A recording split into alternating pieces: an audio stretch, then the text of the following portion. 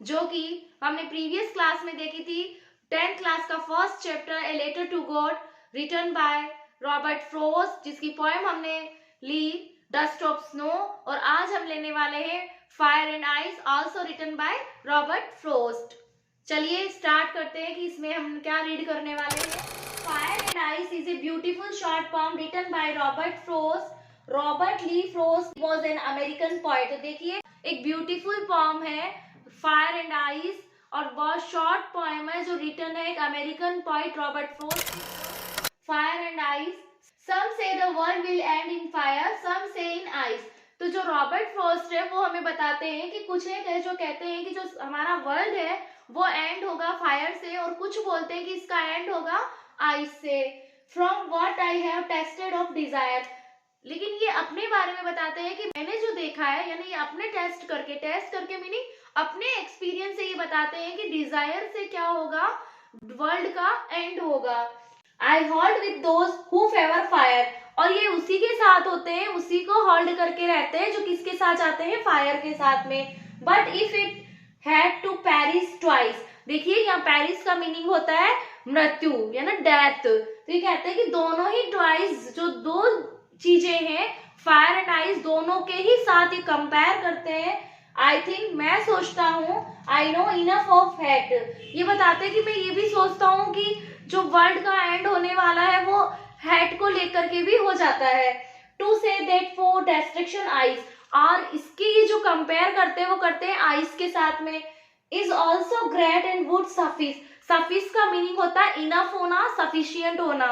चलिए इसका हम थोड़ा सा समरी देख लेते हैं कि आखिर ये पॉइंट है हमारे रॉबर्ट फ्रोस्ट, ये हमें इस पोएम के द्वारा क्या मैसेज देना चाह रहे हैं। ये बताते हैं हमें कि जो दुनिया है यानी जो वर्ल्ड है वो किसके द्वारा एंड होने वाला है, फायर एंड आइस। चलिए देखते हैं, इसकी समरी समझते हैं। In this poem the poet expresses his views about the ending of the world. इस पोएम में पोएट एक्सप्रेसेस करते अपने हाव भाव बताते हैं कि जो दुनिया है वो किस प्रकार एंड होगी। According to poet both fire and ice are sufficient for the end of the world.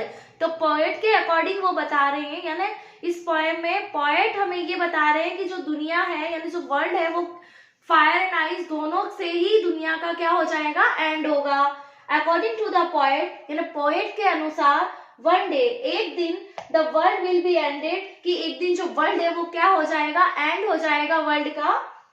Some people से, कुछ लोग कहते हैं, दैट कि it will end in fire, while some say it and in ice. कुछ बोलते हैं कि ये फायर से एंड होने वाला है, कुछ एक लोग होते हैं जो बोलते हैं कि इसको आइस से एंड होने वाली है। But the poet favours the fire, लेकिन जो हमारा पोएट है तो वो किसके साथ जाते हैं, वो बोलते हैं कि वो फेवर लेते हैं फायर का, कि फायर से क्या होगी, दुनिया नष्ट हो जाएगी।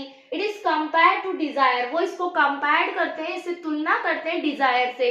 तो देखिए यहाँ आपको फायर दिखाई दे रही है, ये आपके लिए इमेज दे दी गई है, यहाँ आइस दे दिया गया है।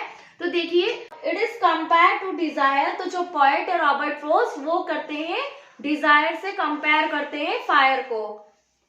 बताते हैं the poet says that if the world shall end twice, कि दोनों ही तरह से दुनिया का क्या हो जाएगा, एंड हो जाएगा।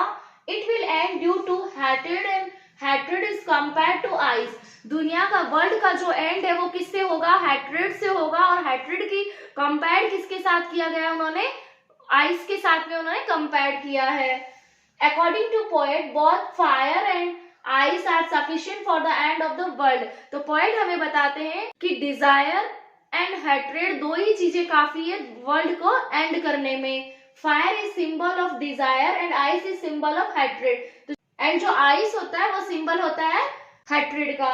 The poem conveys A message, तो इस पोएम के द्वारा हमें एक मैसेज दिया जाता है दैट कि man has forgotten his real identity, कि जो आदमी होते हैं वो क्या करते हैं, हमारी जो रियल आइडेंटिटी होती है उसको वो भूल गए हैं। Indifference and hatred these evils will bring destruction one day, और एक दिन अगर ऐसा चलता रहा, कंटिन्यूटी में रहा, तो वर्ल्ड क्या हो जाएगा, बिल्कुल एंड हो जाएगा। तो आप इस पिक्चर में देख सकते हो, ये फायर है, इधर आइस है। The rhyme scheme of the poem is a b a b c b c b. ये तो हम पोएम के साथ चल के देखेंगे। अभी हम देखते हैं रॉबर्ट फ्रोस्ट है वो हमें इस पोएम के द्वारा क्या मैसेज देना चाहते हैं। अभी हमारा टाइटल है फायर एंड आइस। तो जो पॉइंट हमें बता रहे हैं कि इसके अंदर दो ही प्रकार की बात की गई है, डिजायर एंड हैट्रेड। तो डिजायर को कंपेयर करते हैं फायर के साथ में एंड आइस को कंपेयर करते हैं हैट्रेड के। तो वो बता रहे हैं हमें कि अभी जो आदमी है यानी जो पीपल्स है वो क्या कर रहे हैं, ये बिल्कुल भूल गए हैं अपनी आइडेंटिटी के कारण, सब कुछ वो भूल गए। डिजायर का मीनिंग हमने लिया, ह्यूमन बींग्स में क्या होता है कि हम ये भी कर ले, वो भी बन ले, हम ऐसा बन जाए, वैसा बन जाए, ये कर ले। तो इसमें क्या होता है कि वो डिजायर करते करते एक दिन डिजास्टर बन जाता है। कैसे कि वो कुछ जो स्टेप्स होते हैं, रॉन्ग स्टेप्स होते हैं, वो स्टेप लेने के लिए रेडी हो जाते हैं। तो इतना डिजायर ह्यूमन बींग्स को नहीं रखना चाहिए। देन सेकंड वो बताते हैं आइस जो होती है उसको कंपेयर किया उन्होंने हैट्रेड के साथ में या ना घृणा के साथ में।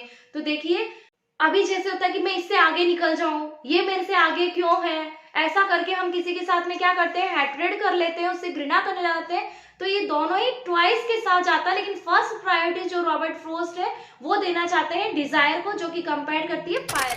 आपको क्वेश्चंस पुटअप करेंगे तो वो करेंगे कि आइस का कंपेयर किसके साथ में किया गया है एंड फायर का कंपेयर किसके साथ हुआ है, या फिर इसके पूछेंगे समरी आपको। चलिए फॉर्म पे चलते हैं, इसकी राइम स्कीम देखते हैं कैसे। फर्स्ट स्टेंजा में देखते हैं सम say the world will end in fire. तो फर्स्ट लाइन का जो लास्ट वाला वर्ड होता है उसको हमें देखना है कि उसको फर्स्ट स्मॉल लेटर ए से डिस्क्राइब किया जाता है। देन सेकंड वाला देखते हैं सम से इन आइस, ये इससे चेंज है तो इसको हम दे देंगे स्मॉल लेटर का बी। और थर्ड लाइन जो है हमारी वो फर्स्ट लाइन से राइम कर रही है तो उसका क्या हो जाएगा ए। देन उसके बाद में हमारी जो फोर्थ लाइन है वो कर रही है ए, फर्स्ट लाइन से फोर्थ लाइन भी इसके साथ में राइम कर रही है, तो यहाँ क्या लेंगे ए। तो फर्स्ट स्टेंजा में हमारे साथ में क्या राइम स्कीम निकल के आई थी, ए बी ए। उसके बाद में सेकंड स्टेंजा देखते हैं ट्वाइस हेट आइस सरफेस। तो यहाँ क्या क्या ट्वाइस का हमने ले लिया, देखेंगे तो बी बी सी। आज हमें रॉबर्ट फ्रोस्ट ने बताया, वन लाइन के अंदर हमें समझाया कि दुनिया का जो एंड है वो कैसे होने वाला है। तो एक तरफ तो होता है डिजायर एंड हैट्रेड, इन दोनों ही चीजों से हमारे क्या होता है, वर्ल्ड का एंड हो जाता है। ह्यूमन बींग्स में अगर डिजायर ज्यादा होती है तब भी वो उसको डिस्ट्रॉय कर देता है, एंड हैट्रेड घृणा ज्यादा होती है तो वो भी क्या करता है, ह्यूमन बींग को डिस्ट्रॉय, और इसी तरह हमारी पूरे वर्ल्ड का विनाश हो जाता है। चलिए मिलते हैं कल न्यू फॉर्म के साथ में।